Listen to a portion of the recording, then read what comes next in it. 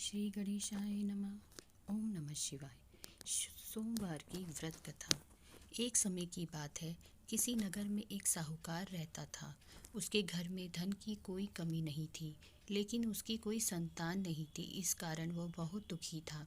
पुत्र प्राप्ति के लिए वह प्रत्येक सोमवार व्रत रखता था और पूरी श्रद्धा के साथ शिव मंदिर जाकर भगवान शिव और पार्वती की पूजा करता था।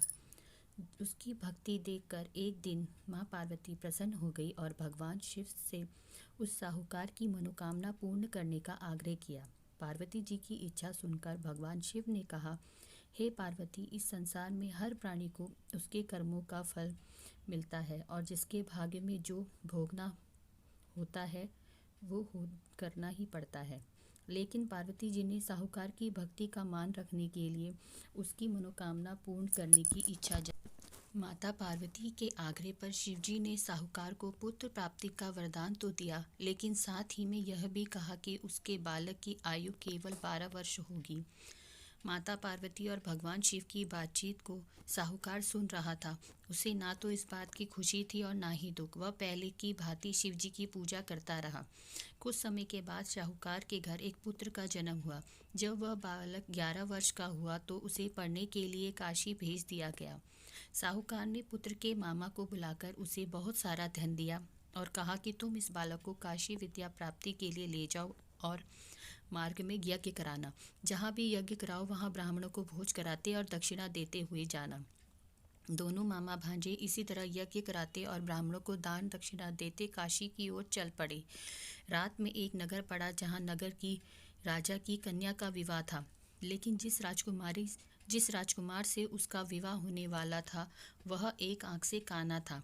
राजकुमार के पिता ने अपने पुत्र के काना होने की बात को छुपाने के लिए एक चाल सोची। साहूकार के पुत्र को देखकर उसके मन में एक विचार आया। उसने सोचा, क्यों ना इस लड़के को दूल्हा बनाकर राजकुमारी से विवाह करा दूं। विवाह के बाद इसको धन देकर विदा कर दूंगा और राजकुमारी को अपने नगर ले जाऊंगा। लड़के को दूल्हे के वस्त्र पहनाकर राजकुमारी से विवाह करा दिया गया, लेकिन साहूकार का पुत्र ईमानदार था।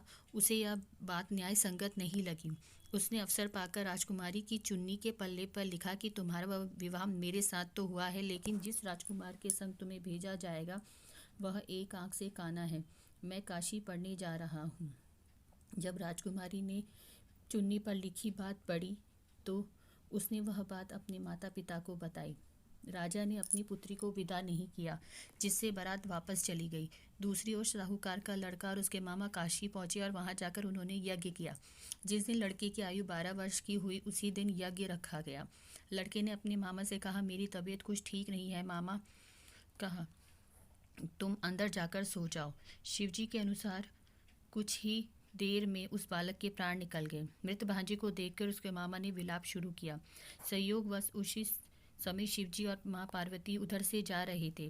पार्वती ने भगवान से कहा, स्वामी, मुझे इसके रोने के स्वर को सहन नहीं हो रहा है। आप इस व्यक्ति के कष्ट को अवश्य दूर करें।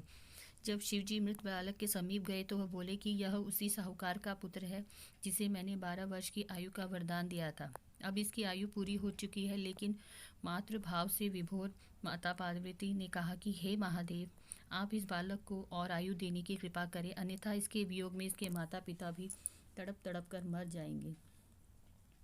माता पार्वती के आग्रह पर भगवान शिव ने उस लड़के को जीवित होने का वरदान दिया। शिवजी की कृपा से वह लड़का जीवित हो गया। शिक्षा प्राप्त करके लड़का मामा के साथ अपने नगर की ओर चल दिया।